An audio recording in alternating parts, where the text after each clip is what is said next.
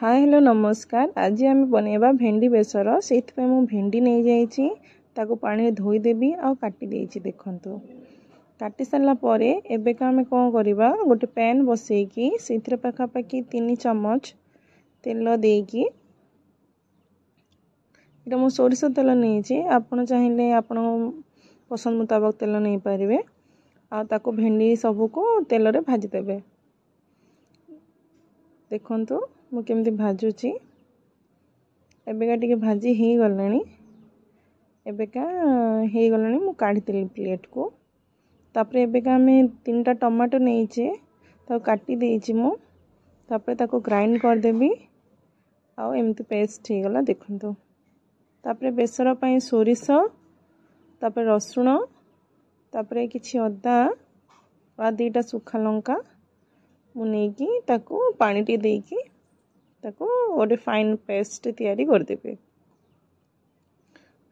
एबेका तार लीड लगेगी मु जाइकी ग्राइंड कर देबी। एबेका पेस्ट रेडी हो जाइए। देखंतु एमती कलर आसीबो। तापरे एबे कोन करबा छुंको पई मु कंचा लंका सुखा लंका सोरिष भृषण पत्र नेची एबेका आ थरे पैन रे तेल देकी मु 4 चम्मच पाखापाखि तेल देइछि। दे सारा पर एबे कौन करवा सोरिष प्रथम पकेवा आ सोरिष टिके फुटी गला पर से पकेवा हमर भृषंग पत्र आ सुखा लंका से टिके फुटी गला पर से पकेवा हमर टमाटो प्यूरी जोटा हम आगु प्रस्तुत कर रखिथिले ताको टिके मिक्स कर देबा। आ मिक्स कर सारा पर से जो बेसर करथिले सेटा पूरा देबिनी अधा देबी आउ ताको मिक्स कर दो भलो भाबरे। देखंतु मिक्स कर दोची आउ देखंतु भलो भाबरे मिक्स कर देबे।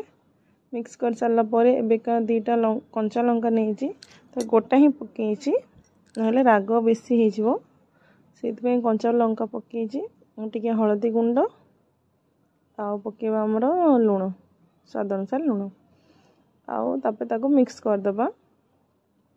देखंतु मु केमती मिक्स कर दोची आ मिक्स कर सारा पर ताको 5-7 मिनट पे लीड कवर करके रखि दबा।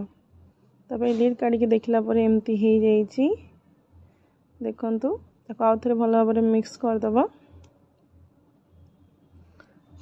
आ तापरे एमती हे गला पर कसी गला पर तापरे भेंडी दे दबा आ ताको भेंडी को बेसन संगे भलो भाबरे मिक्स कर दबा। देखंतु मिक्स कर दोची मिक्स कर सारा पर आवश्यक मुताबक पानी देकी ताको फुटिया पई छाडी दबा। देखंतु ताको फुटिया पई छाडी देइची मिक्स कर सारा पर ताको फुटिया पई छाडी देबे। फुटी जाइए एबे गैस मु फ्लेम ऑफ कर देबी।